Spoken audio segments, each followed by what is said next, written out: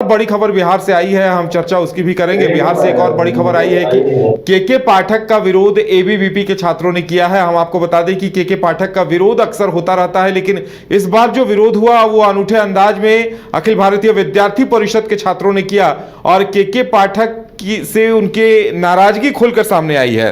और हमारे साथ हमारे संवाददाता विवेक हैं। विवेक ने ही इस न्यूज को कवर किया था। विवेक, का आखिर एबीवीपी के छात्रों का क्या कहना था?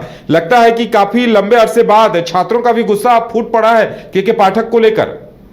जी बिल्कुल, लगातार केके पाठक को लेकर बिहार के अंदर जो है छात्र के साथ जो शिक्षक भी है वो भी नाराजगी है। ऐसे में एबीवीपी के आज जो कार्यकर्ता थे उन्होंने साफ तौर पे एसीएस केके पाठक के खिलाफ प्रोटेस्ट किया। उसके साथ साथ उनके जो आवास है उनका घेराव करने की कोशिश की, लेकिन वहां पे पुलिस भारी बल पुलिस के पहुंची। उसके बाद वहां से सभी लोग को हटा दिया गया। बता दें कि जिस तरीके से केके पाठक ने छुट्टियों में जो कटौती की थी, पहले देखा था ये जितने भी हिंदू त्योहार थे उसमें छुट्टी में कटौती की थी। उसके बाद जो अब केके पाठक है, केके पाठक के विरोध लगातार हो रही है और ऐसे में अब आज जो एबीवीपी के तमाम जो कार्यकर्ता थे उनके विरोध करने उनके आवास पहुंचे थे, लेकिन वहां से उन लोगों को हटा दी गई है। उसके बाद बता दें कि जो दिन भर केके पाठक को लेकर अगर बात कर लिया तो एक तरफ जो इलेक्शन ड्यूटी में के टीचर लोग को लगाया गया उसे में लेकर केके पाठक ने इलेक्शन कमीशन को भी पत्र लिखा है कि हमारे कर्मचारी को बिना हमसे अनुमति लिए हुए आप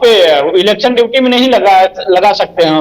और ऐसे में आज दिन भर जो कही जाए तो केके पाठक को लेकर सरगर्मियां तेज रही है, जहां राज्यपाल को खुद उनको तलब करना पड़ा, लेकिन राज्यपाल का कहने के बावजूद भी केके पाठक राजभवन नहीं गए और नहीं राज्यपाल से मुलाकात किए, नहीं राज्यपाल का कोई बात को अपने अंदर संज्ञान लिया। इसके साफ तौर पर कही जाए तो केके पाठक यहाँ तक हैं जो अब इलेक्शन कमीशन से को भी पत्र लिख चुके हैं कि हमारे जो कर्मचारी हैं उनको आप हमसे बिना अनुमति लिए हुए वहां पे कार में नहीं लगा सके। और ऐसे में देखना हुआ कि आज जो एबीवीपी के जो तमाम जो कार्यकर्ता था उनको विरोध किए। जिस तरीके से हिंदू के पर्व त्योहार में छुट्टियों में कटौती की गई थी उसको लेकर उन्होंने आज विरोध किया था।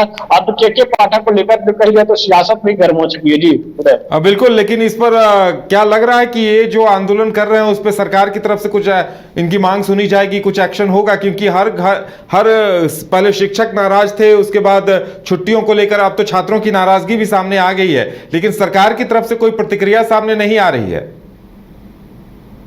चलो, आपको याद होगा जब विधानसभा का सत्र चल रहा था उस दरमियान भी मुख्यमंत्री को भी हस्तक्षेप करने पड़ा था, उसके बावजूद भी कोई टाइमिंग में बदलाव नहीं हुआ था। ऐसे में जो कही जाए तो केके पाठक लगातार वो शिक्षा विभाग के साथ ही साथ नहीं, अभी भी लोकसभा का चुनाव चल रहा है और ऐसे में वो अब लोकसभा चुनाव में जो टीचर लोग को ड्यूटी लगाया गया ऐसे में लेकर भी इलेक्शन कमीशन से वो भीड़ हुए हैं। ऐसे में कही जाए तो तमाम तरीके का जो है बयानबाज जो पत्रवार हो रही है। बीते दिनों देखा कि जिस तरीके से ईद और रामनवमी और उसके साथ साथ छठ पूजा को लेकर जो छुट्टी की घोषणा की गई उसके माफ करिए छुट्टी की घोषणा नहीं किया गया था, कटौती की गई थी। उसके बाद तुरंत उस लेटर को फर्जी बता दिया गया, उसके बाद फिर से घोषणा की गई कि छुट्टी रहेगी।